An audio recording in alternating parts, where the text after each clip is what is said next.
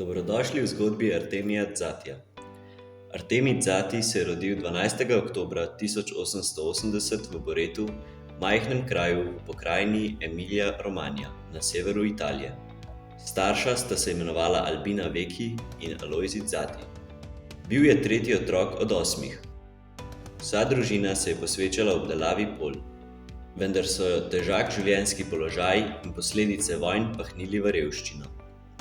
Zato so se Dzatijevi leta 1897, tako kot mnoge italijanske družine tistega časa, v iskanju boljše prihodnosti preselili v Argentino.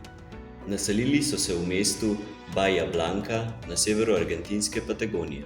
Zaradi težkega finančnega stanja je Artemij začel delati kot delavec v neki tovarni.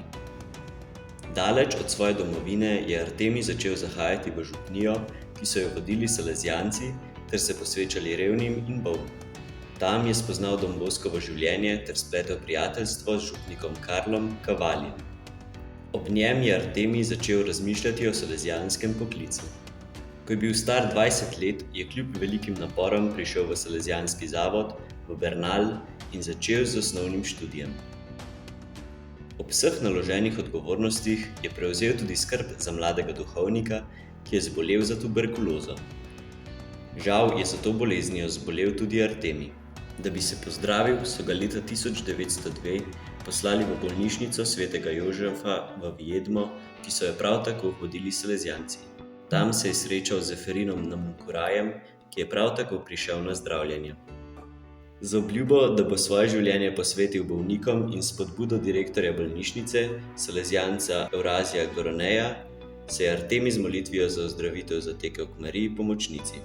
Mnogo kasneje je Artemij dejal: "Veroval sem, obljubil sem, ozdravel sem." Ko se je izvlekel iz najhujšega v bolezni, je Artemij znova premišljeval o svojem poklicu. Vsakodnevno življenje, ki ga je delil s salezijansko skupnostjo ter z ubogimi in revnimi v bolnišnici, ga je pripeljalo do odločitve, da postane redovnik salezijanec brat. Leta 1908 je postal član salezijanske družbe. Artemij je začel delati v bolnišnici. Ko je Eurazij Garone leta 1911 umrl, je prevzel vodenje ustanove. Vsa leta je dajal prednostno pozornost ubogim in izključenim, ki so jih v drugih bolnišnicah zavrnili, vsem, ki so prihajali iz oddaljenih krajev, celo iz Andskega višavja. Z vseh strani je dobival pisma s prošnjo za zdravila. Obenem je Artemij vodil širitev bolnišnice ter jo spremenil v eno pomembnejših v Patagoniji.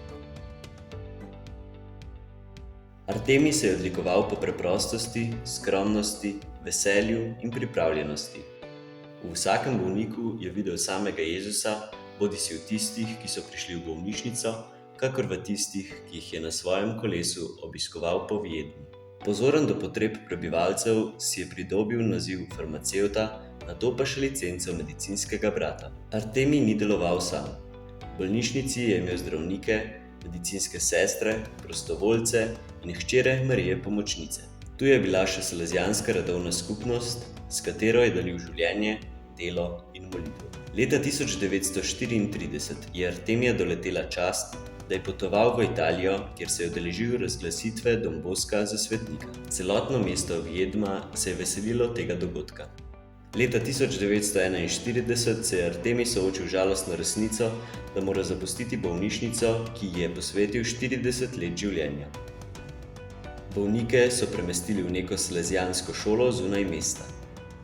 Tam je začel vse znova. Artemij je bil prepričan, da je najpomembnejše reševati in skrbeti za ljudi, bolnike, ne pa za stavbo. Ko je bil star 70 let, je padel z lestve. Čeprav si od udarca kmalu opomogel, so se pojavili znaki raka, ki ga je v 6 mesecih pripeljal do smrti. Umrl je 15. marca 1951. Preprosti, skromni in delovni ljudje so se zbrali, da bi se mu poklonili. Zanje je Artemij vedno ostal sorodnik vseh ubogih. Slava svetega bolničarja se ni razširila le po Patagoniji, temveč po vsej Argentini in še dalje.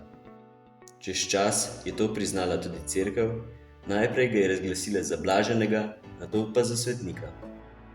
S tem nam predlaga, da lahko z opravljanjem svojega poklica sledimo Jezusu in živimo svetost.